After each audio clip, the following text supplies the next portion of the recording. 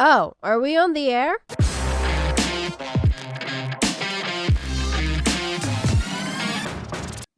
Hey gang, it's Bryan from FXBilliards. Thanks for joining us today. Again, I am Bryan, and this is Jason coming to you here. Glad to be on the channel again, coming to you from New Jersey. Bryan, thanks for having me on the podcast again. Glad to be here with you. So Sure. where do we want to go today? Okay. First, I want to thank you guys for watching. We've gotten some really good feedback on these podcasts. I hope you find them entertaining and informative. Today, we're going to talk about some products, and we're going to kind of take a reverse. I usually talk about the products that I use and love. Today, I'm going to talk about things that I've bought or Jason has bought, and we kind of Don't love it. don't love it. Feel Yeah. did Not we get our necessarily money's regret. worth? Or yeah. Not necessarily regret, but don't love it. And the whole idea here is to not knock any particular product. I'm not going to be mentioning any brands or anything like that, but to just talk to you about some of the things that in my many years of experience, I might have spent money on that you can avoid, or you can get the right product, because sometimes, we pull the trigger on things just out of convenience. Let's just talk about a couple of the things. Let's start with you, Jason. What are some of the things or items that There's definitely been a couple, but there's one that I really did not use, and I probably used it for one afternoon and just stopped. Where these guys, right? Pocket reducers, I believe is what they're called. Okay. They actually go onto the table pretty easily. It wasn't anything difficult to set up, but the amount that these things reduce your pockets, we talked previously about especially newcomers, right? Are you coming in and you're getting frustrated? Yeah. So imagine trying to shoot, where your pockets are reduced by maybe an inch and a half, almost, at least an inch, maybe an inch and a half. Yeah. You get frustrated hitting shots. I mean, unless you're lined up perfectly, or unless you're an amazing shot maker, a lot of them are not going in. And forget about trying to run racks with these things, or if you're trying to practice 9-ball or 8-ball or whatever it is. Right. Obviously they give you 6 so that you could position them in all 6 pockets.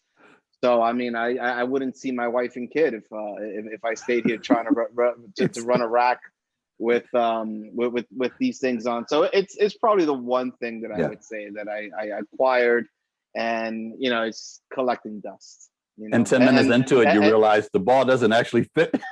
But almost. I mean, it barely fits. No, yeah. It's like having another ball sitting in your pocket, and you're just trying to squeeze it through. And you're like, can I make it? Yeah. And and I don't know, but other people may look at the channel and say, well, learn how to shoot better and you'll get it in there. But no, they don't know what they're talking about. Pocket reducers. It's just frustrating. Yeah. So I used it for an hour or so, and obviously you're gonna see reviews. Oh, this helped my game so much, and this helped me pocket balls better. But it just made me grow more gray hairs, I think is all it really did. So but that's just me. A couple things on the pocket reducers. It falls into that category of, it sounds like a great idea. And it did. Yeah. But then in practice, it either is so frustrating, or it takes the actual game and changes it.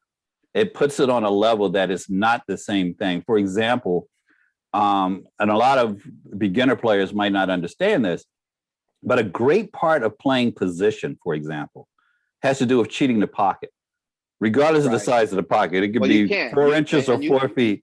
Right. Cheating the pocket is part of the game. A couple of things that I bought that I kind of regretted, and I don't want to put this in the regret column, by the way. I'm going to put it in the give it some additional thought before you do it column, which usually means save your money and wait till you can afford it a little bit better. Cheap pool balls.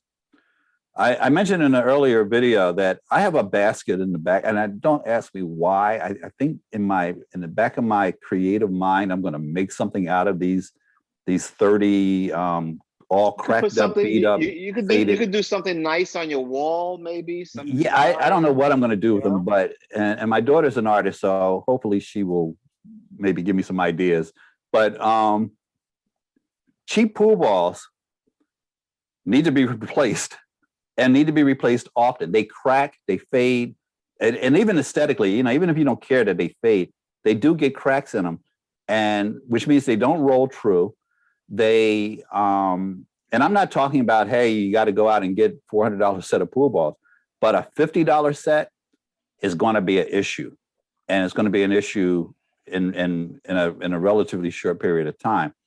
Be careful about getting cheap pool balls, even if it's something off of Amazon for $50 or whatever. Yeah, I think $100 probably seems to be the starting price point to getting a respectable or a decent set of balls where you're not going to be looking to replace them. I mean, the set I got was a pretty simple set of Aramith balls. They were probably $100, and they're still perfectly fine today. And the second it says Aramith on it, you probably got a good product. Yeah. So you know, just keep that in mind. Don't go too cheap on those. I know it seems like you know, a ball is a ball. So, you know, just keep that in mind. Brushes, not an expensive item. I don't know, they're $15 or $20.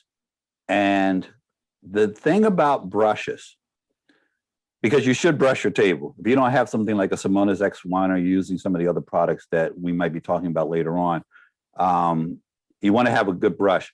But I bought a brush that I thought I was going to use. And the first time I used it, I had these long, coarse bristles like all over the place. So now I'm the guy walking around picking up these bristles off the table. So make sure if you get a brush that it's soft, and this is supposed to be a good one. And I'm the guy that goes in and buys the quality one because I want it to last.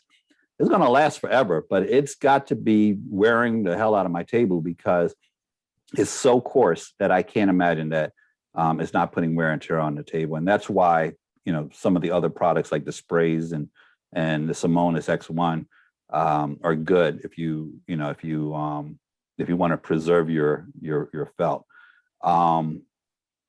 Another thing, and this does not fall into the category that I regret buying it, but something to keep in mind, guys. I've done some videos on how to clean your pool cues. And one of my old ones is probably about 8 or 9 years old. I have all the cleaning kit. I have the cleaning kit out there, and you know, you use this, and you use this, and then you use this.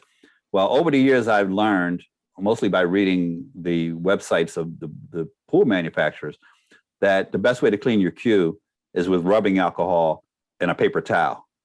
And so that's the way I've been cleaning my cue probably for the last 5 years. 89 cents, 89 cents rubbing alcohol and a rag. Exactly. And one of the things I keep in my bag is little alcohol squares, and you can wipe down your cue with those. You have to, you know, you might have to use a couple of them because they're little tiny things like that. Yeah. But those whole cleaning kits, all of that, you know. So after you guys go have buffalo wings, you know, take those wet naps back with you, and you have a nice cleaning. Not wet naps. Not wet naps. Oh, alcohol swabs. No. All right. Wet naps are not alcohol. I'll take it back. Smell an alcohol swab and swab. Here's a better test. Lick a wet nap and lick an alcohol swab. Let me know which one makes you sick. They're not the same thing. Don't use wet naps. Okay. Use the wet naps on. I do keep wet naps in my bag because using carbon fiber, I found that if my cue feels sticky, it's usually my hands that are dirty, not the cue. Because the carbon fiber is so easy to keep clean that I'm like, okay, it used to be I would go to immediately clean the cue. Now I go and wash my hands. So yeah, those little alcohol swabs are fine, but I use a paper towel and rubbing alcohol, and that's how I clean it. A shout out though to guys that sent me messages about using the Mr. Clean Magic Eraser on your cues. Now, I don't know what that is. Okay, so yeah, I didn't know what it was like either. Tide But pen? Like no. A lot of people were recommending this, and I'm not domestic enough to know what it was, but I looked into it, and I looked into my cabinet in the kitchen, and we actually had some. These are little sponge-like things. And I think they come in a big pack, but you can also buy little ones. And you use them to clean countertops and stuff when there's a stain on the countertop. And guys were telling me, oh, these are great for cleaning your cue. So I took like my oldest, raggediest, bluest, out of shape shaft and used it. And by the way, it does work. I think it's a little abrasive maybe, but it cleans the hell out of those things. Now, this is the problem.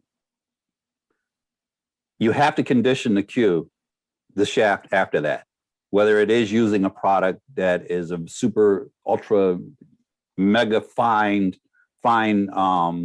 sandpaper kind of thing, because it doesn't make it smooth, but it makes it clean. Okay. Gotcha. My wife has suggested that I use the Mr. Clean thing on the ceiling above my table, because I have this nasty habit. You don't see it a lot in videos, but I have done it in the videos too. I have this nasty habit of sticking my cue that I'm not breaking with in the pocket. In the pocket, yeah. Right. So, and then I'll break, and then I'll take it out. And then if you look over my one pocket that I break, I've actually seen you do that. I'm like, I'm surprised I see him do that. Yeah, it's got little blue spots on the ceiling. So I'll eventually, but those things do work to clean it does look clean, but it's not smooth. Okay, it doesn't smooth them out. And I do think that it probably voids your warranty if you have a really good cue, because it's not recommended. So just something to keep in mind. And there's a couple other things, really cheap, super crazy $50 pool cues. Like I bought one for my daughter that broke down into a bunch of pieces. Don't get involved in that. You probably have to spend $150 to get a cue that's even worth, that's even going to stay straight for more than a half an hour. So those are some of the things that I would recommend that I regret purchasing. So anything else that comes to mind for you, Jason? I've been rambling on about the Mr. Clean Magic Eraser.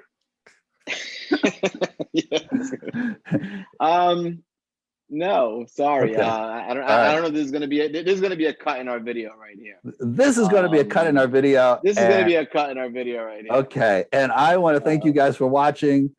And I appreciate you watching, and make sure you subscribe. Hit us in the comments. Let us know what you think, and let us know about any products. Don't use names. I'm not going to bash anybody's company. All right. Unless they refuse to sponsor me. I'm not going to bash anybody's company, because I respect entrepreneurs regardless of the size of the business. Of course. Yeah. And but let me know if there's a product, not using any names, because I will delete the comments if you use names of products in a negative way. If there's something that you love, go ahead, knock it out the park. Fine, yeah. But yeah, so hit me in the comments. Let me know what you regret purchasing, whether it's a cue or cleaning kit or whatever it is. So have a great day. Thanks for watching, and we'll talk to you soon.